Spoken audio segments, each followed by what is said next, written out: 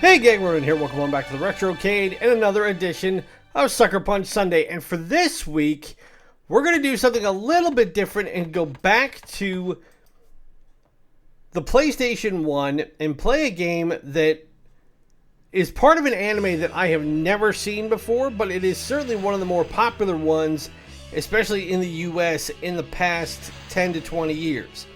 And it all stems from a manga that was created and has been running since 1987.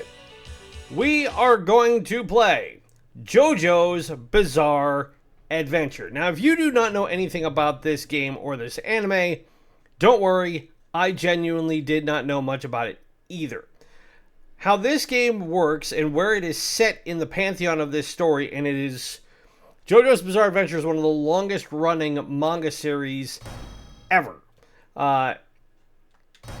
This game, which was released on the PlayStation, the Dreamcast, and then later reissued on the PS3 and the Xbox 360, covers the third of, what I remember right, is 9 separate chapters that make up the overall story arc of JoJo's Bizarre Adventure.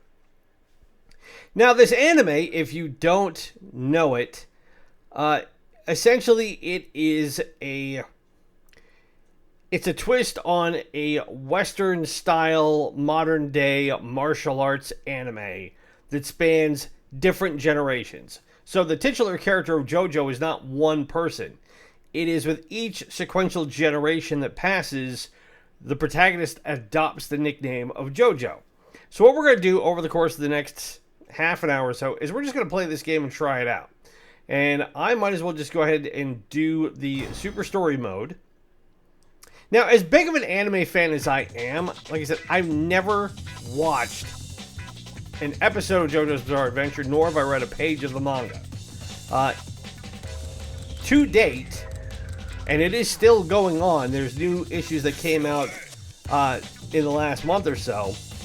There have been 132 volumes of JoJo's Bizarre Adventure that have been published, both in Weekly Shonen Jump and Ultra Jump, since 1987, which now spans more than 35 years. It is the longest continuous manga series that its publisher, Shueisha, has ever produced. And as far as I know, there is no plan to have it slow down anytime soon. Now, this game is centered around what is, from what I understand, considered the most popular chapter in the series, which is Chapter 3, Stardust Crusaders, in which the character of JoJo is the grandson of the original JoJo, Yotaro Kujo, Jotaro Kujo, who we see right here.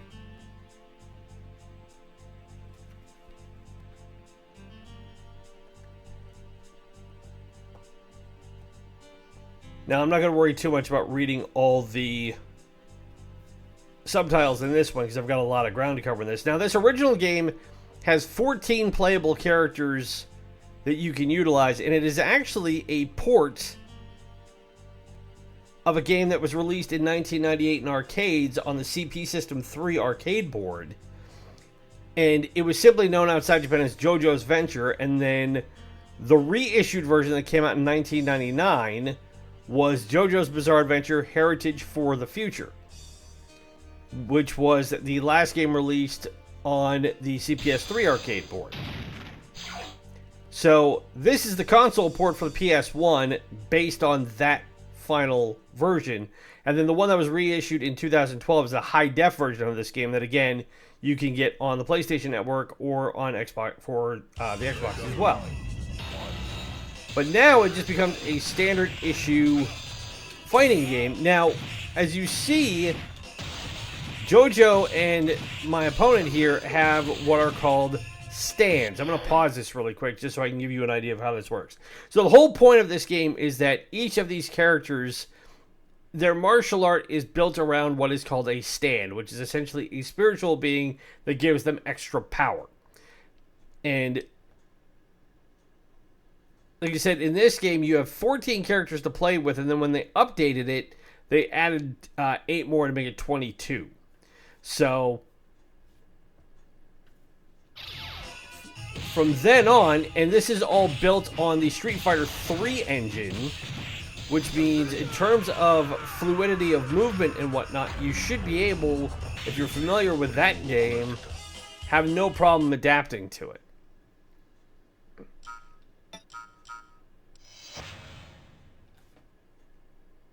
Now, the overall rankings for this game were actually not all that great. They were fairly average.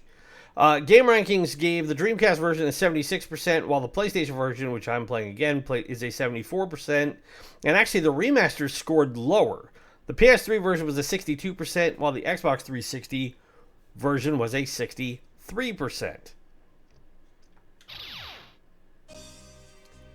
Of all versions of this game, apparently the Dreamcast received the most favorable reviews, and the PlayStation HD versions received mixed or average reviews. Overall, the praise for this game included the diversity of the cast, the kind of the strangeness of how they're all built. And one reviewer said that although it was not the most technical of fighting games, it can be seen as a valid alternative to Street Fighter 3. When GamePro did their review of it, they gave it 3.5 out of 5 and said, fighting game fans will either love or hate this game's weird characters and attacks, so rent it before buying, which of course you could still do back in the late 90s, and you can't do so much anymore.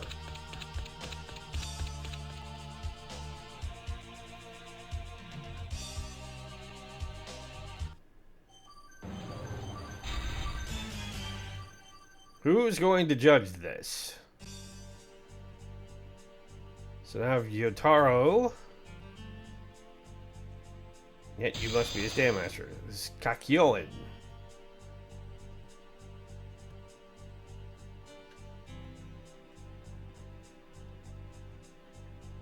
It's yucky green and lime, just like a melon.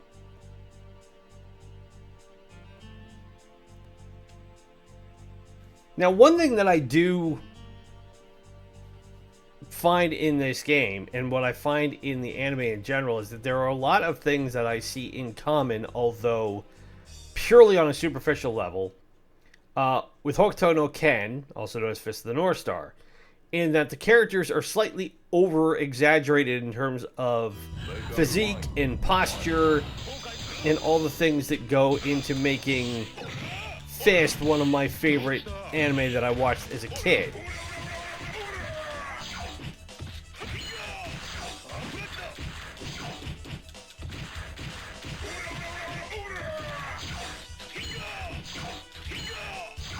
Now, trying to be able to pull special moves off is not as easy as it looks.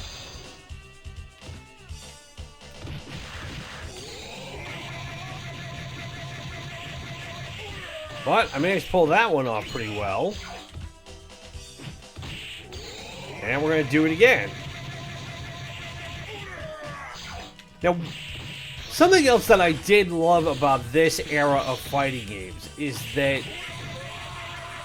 the way the game is laid out and the fidelity you get in the graphics are things that I really like. Like, this was really a sweet spot for me as far as fighting games went, because it was still in that pure cell-based 2D era. That's not to suggest I don't like the 2.5D style that's been more prominent nowadays. It's just I think that Capcom especially really, really nailed what they were trying to do at this point with the 32-bit capabilities of systems like the Dreamcast and the PlayStation, and then eventually the Xbox as well. Because otherwise, your only option to get games of this look, you had to go to the Neo-Geo. And as I've talked about, the Neo-Geo was a great platform for fighting games. I had some of the best fighting games I've ever played on it. But also, in 1991, 92, 93, find me a kid whose parents were going to shell out $700 in $1990 to get their kid just the console, let alone get the games, which are really hard to find in the States anyway. So it was really kind of worth the wait to be able to get to having the PlayStation, where now we were able to get these type of games that, granted, were still arcade ports, but that did not lose much in the translation from being on an arcade cabinet to a home console, like we did way back in the day with the Nintendo and the Super Nintendo, the Genesis, the Master System, and all that stuff. Attack of the Bizarre Insect.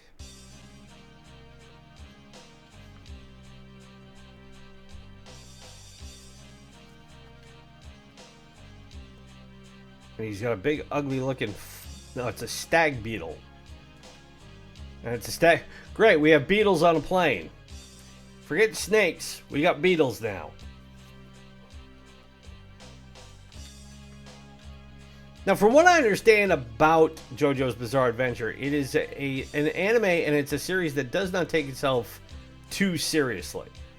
In that respect, it is very different from Hokuto no Ken, in that that story was quite melodramatic at the best of times.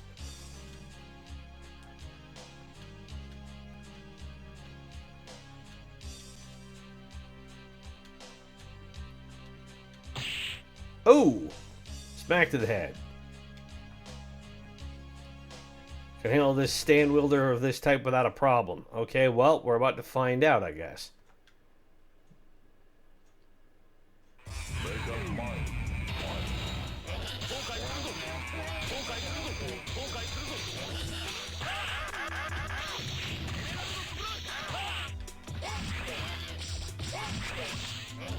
So all we gotta do is take the stag beetle out.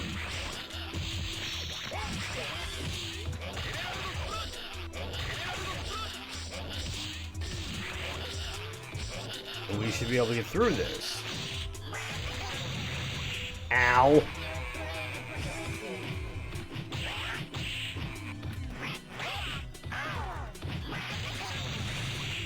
Ow. Alright, this beetle is being very unpleasant.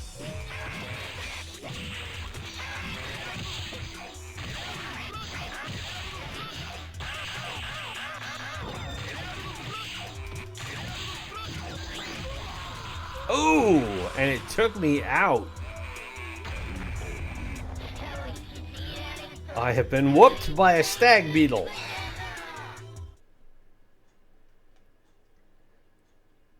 Now, unlike most fighting games, this is a one and done sort of deal. Now, I'm anticipating that if we played the arcade version of it instead of the story mode, it would likely be 2 out of 3 still.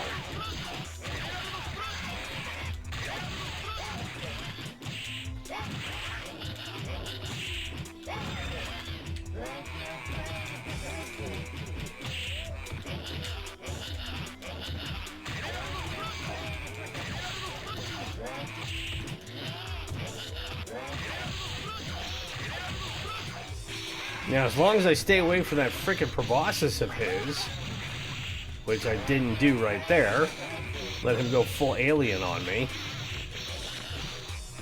What we seem to be doing... Oh, well, damn it, Ronin, don't play with your food.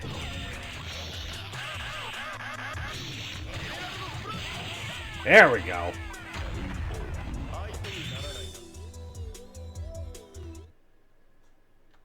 Alright, well, we got that one done at least. Still no secret factors, and we're still only ranking E.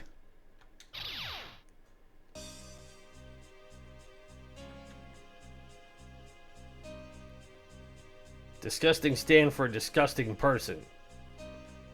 Now, it looks like that guy is sitting there with his jaw completely unhinged, and I can't tell if that's a mustache, or if he has something in his mouth, or... That's just, I think it's better if I just leave that one alone. Stag Beetle already killed the pilot. We'll never get to Master Dio. Well, the pilot's dead. Never fly on the same plane as you again, ever.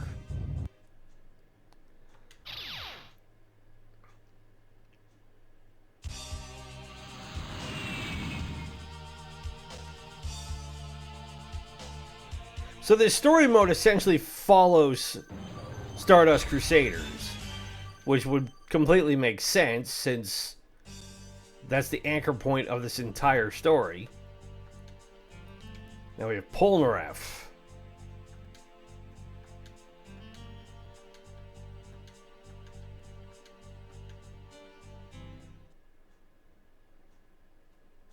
So we won't be fighting as JoJo again in this one either. Crossfire, Hurricane, Firewall, and Fire Eagle.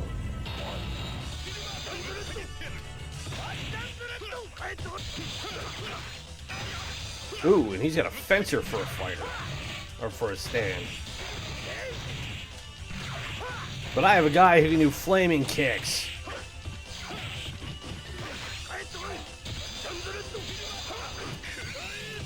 Ooh! But he can turn me into a pincushion, and you just did. Fine. Two can play that game. And then I hit you below the belt, and that's all that is required.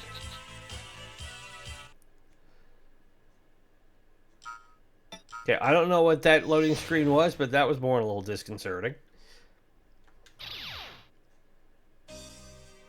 Now, I do not know, nor does it say in my research on this, if there is a benefit you get to getting higher than the bottom line scores on this. I'm assuming you do. I would imagine it has something to do with potentially unlocking different things or making your characters get certain things, but I'm not sure. If you have played this game and you know, by all means, let me know in the comments or drop me a line on Threads, which, by the way, now that I didn't realize it, but I had a whole bunch of technical snafus that were involved in my being able to get things set up and running on Threads. But now looks like, hopefully, knock on wood, I've gotten that out of the way. And now I'm able to start posting there on a fairly consistent basis. So, again, if you're checking us out online, outside of the Retrocade, by all means, go to our Instagram page and go to now our Threads page as well. We are not on Twitter for various reasons. None of them have to do with anything of a political sort. It is purely by choice of ownership being me that I would rather be on Threads if we're going to be on social media than on Twitter. Alright, so follow the story and defeat the enemy stand. As the story proceeds, accidents will occur. When an accident happens, press the directional button in the direction of the flashing arrow symbol indicates. If you press the correct button in time, you will escape from the danger. If not, you will receive damage. Escape from several accidents and advance the exciting story. Okay, well this is new. So this is going to be a little bit of game of, or a God of War type stuff, it looks like. Head for Singapore by sea. Okay. Hand her over and throw her to the. I'll hand her over to the police.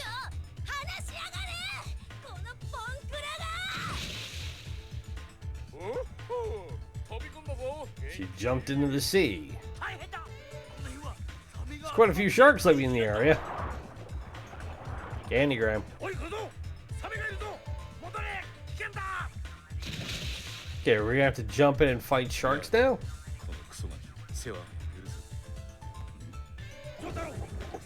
Nope, we're gonna have to fight a creature from the Black Lagoon, it looks like. Ooh, I went the wrong way. Missed.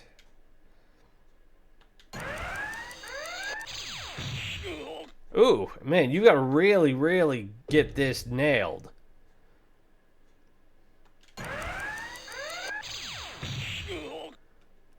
Well, I pressed right. There we go.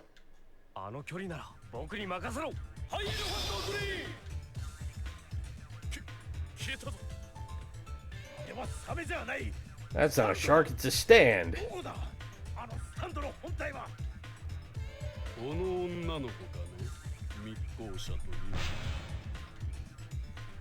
Uh-oh.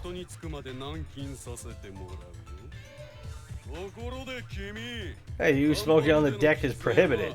It's not gonna stop Yotaro from lighting up.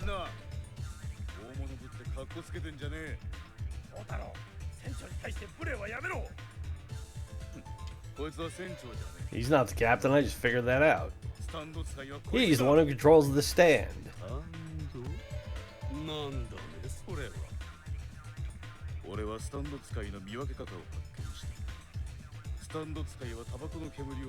When a stand wielder inhales the smoke of a cigarette, a blood vein will appear on his nose.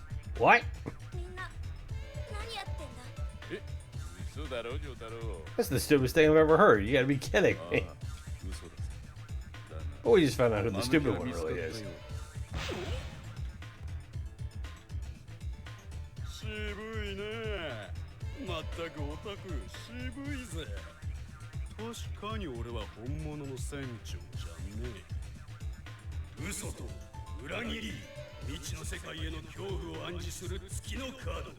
Okay. Follow me, go ahead and drown yourself. Are you that eager to die?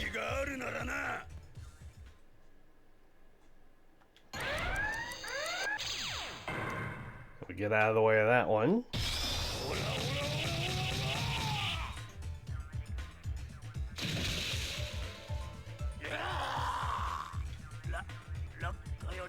And apparently we knocked him into the drink.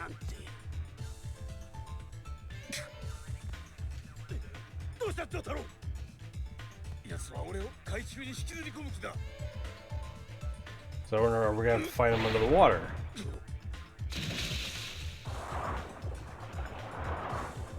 So he grabbed us and pulled us under.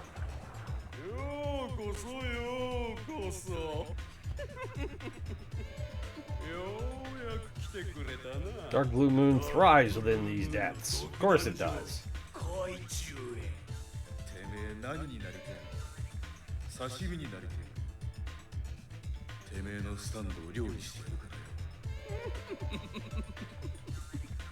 Okay, so now we have to deal with a whirlpool on top of not drowning.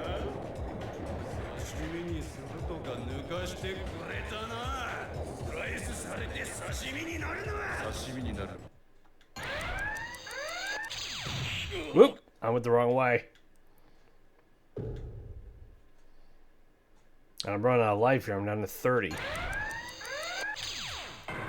That time we got out of the way.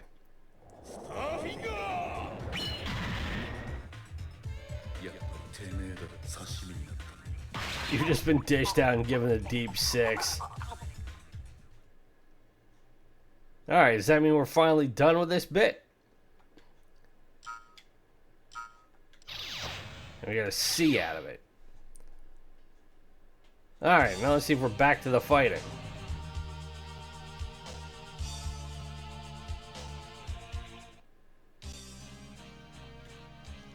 After escape from the fake captain's boat. What kind of ship is this? No one's on board.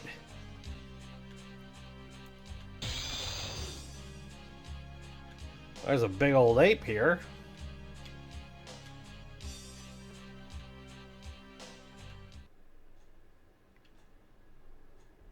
Okay, defeat the Stand Master Orangutan, save the girl, move the cursor and attack the orangutan. If you defeat the orangutan, you win the game.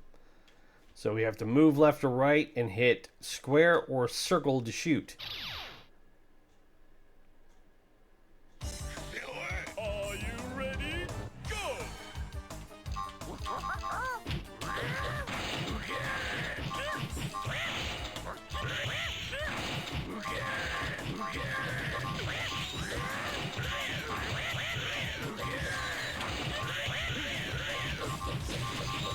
Ow.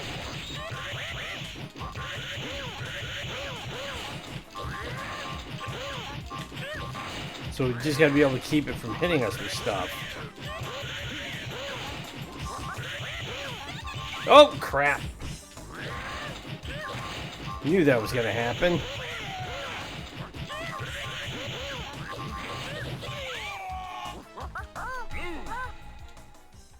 And I'd almost had him taken out, too. Alright, let's try one more time here. Are you ready? Go!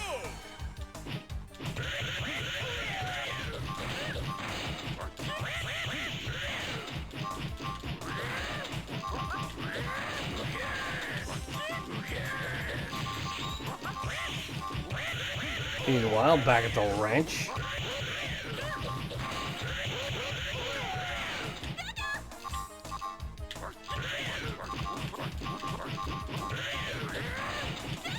Damn it.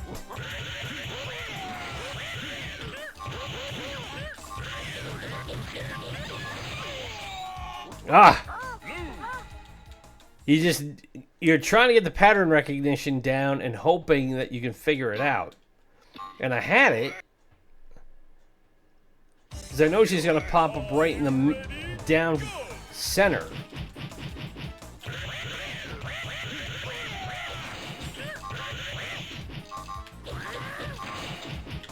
Ah!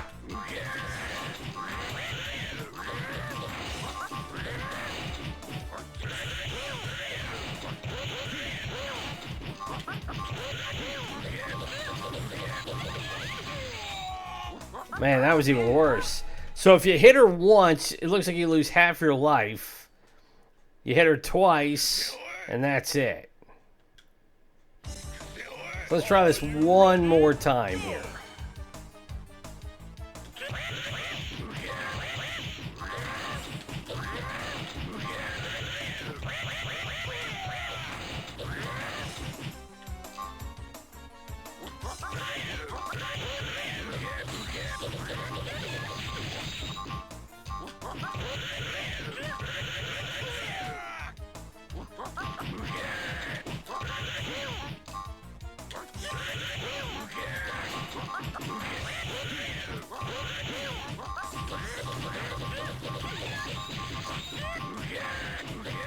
Okay, we can't get a hit again.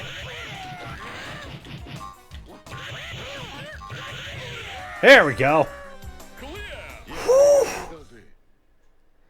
Alright, I was not anticipating a challenge like that, and that was not easy. But that very much reminds me of how the arcade games were, as far as fighters went, towards the end of the 90s going into the 2000s, where in order to make them different, they added more things like having touch panels that you had to hit at corresponding times. They would light up, and if you hit them in the right order, they would allow you to do damage of this sort of way in this sort of scenario. And again, one of the games that I saw that used most prominently was in Fist of the North Star.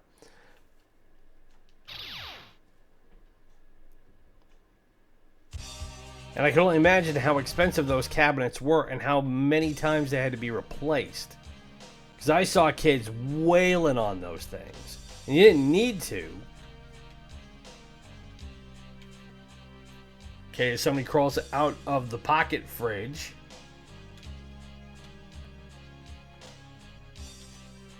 There's Debo, the cursed one.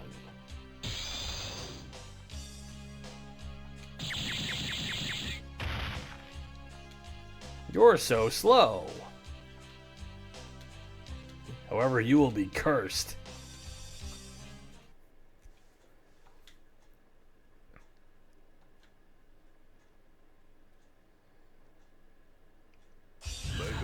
Alright, let's see if we can get through this fight. Oof. He's got a little ankle biter there with a butcher's knife.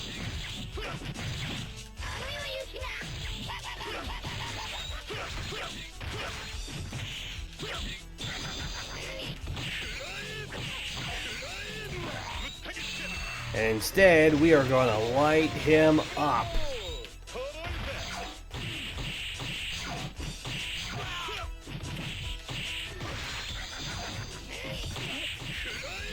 I'm going to do it one more time, and this should put him away. Goodbye.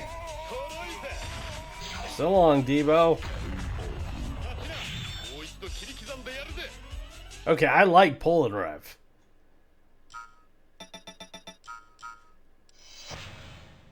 And we unlocked quite a few things, but we still only got an E out of it. Looking for a man who has 2 right hands. Opposed to 6 fingers on their right hand. And the Ebony Devil gets turned into a pincushion. So, I think we're going to call it good there. But that, everybody, is JoJo's Bizarre Adventure for the PS1 from 1998. Now, we have to go with our usual stuff. Is this a good game? I would say, yeah, for the most part. I would put it, of the fighting games I've played, I would put it in the above average category.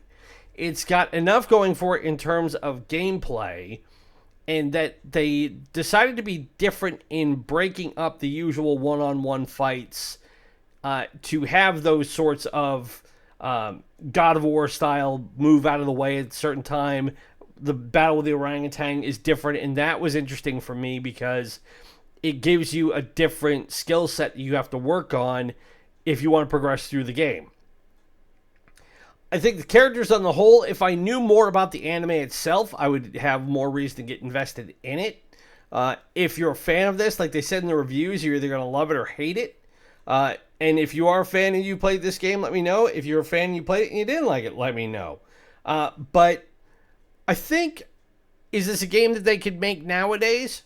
Sure, why not?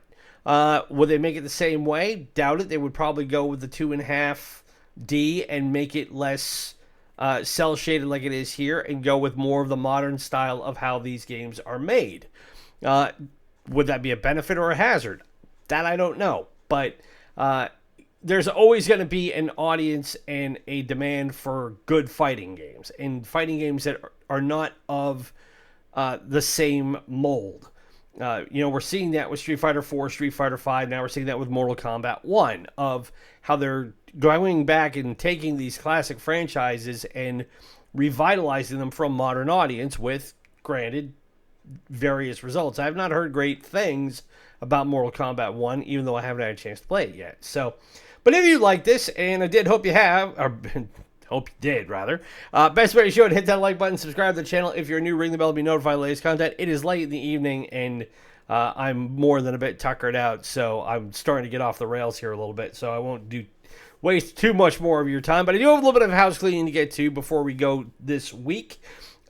Speaking of, regarding the future of Sports Saturday and Suckerpunch Sunday, we will, now that we are just on the doorstep of 200 episodes on this channel, and our next 2 episodes in these series will be numbers 40. What I think I'm going to do at that point is I'm going to put both of these on hiatus, and I touched on this yesterday in Sports Saturday. If you watch that one, you can skip over this bit.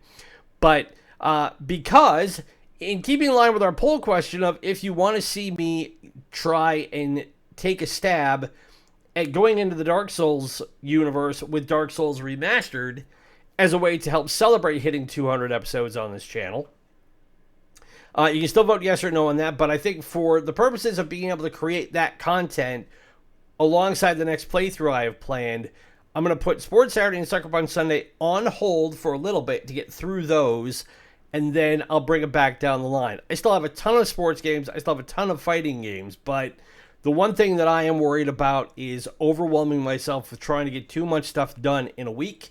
When I have a day job and I have other obligations and I have bills to pay, I'm still a working adult, and I do this purely on the side. So if you've been enjoying these series, and I do hope you have, and seeing the way our subscription base has bloomed in the last couple of weeks, I am super optimistic about the feedback I've been getting and the interest that I've been getting for the channel. But what I am very, very conscious of is not overwhelming myself and getting to a point where I'm burning out.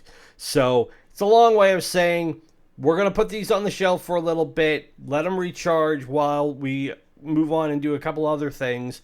But we will be bringing them back at some point down the line, have no doubt. So, but in the meantime, Be sure to follow us on Instagram and Threads, like I said, at Ronin's Retrocade. We now have gotten all of our technical snafus out of the way, so I will be on there more often, and I will be interacting more, I promise. It's one of those that when you're dealing with platforms and social media and all that stuff, it can get really, really crazy if you're a content creator. It's a lot harder than it needs to be. So, but in the meantime, my name's Ronin. Been great to spend this Suckerpunch Sunday with you. Be safe, be well, happy gaming, happy fall, everybody. It's been great to see the seasons change. And we will talk to you again next week for another Sports Saturday and Suckerpunch Sunday. Bye.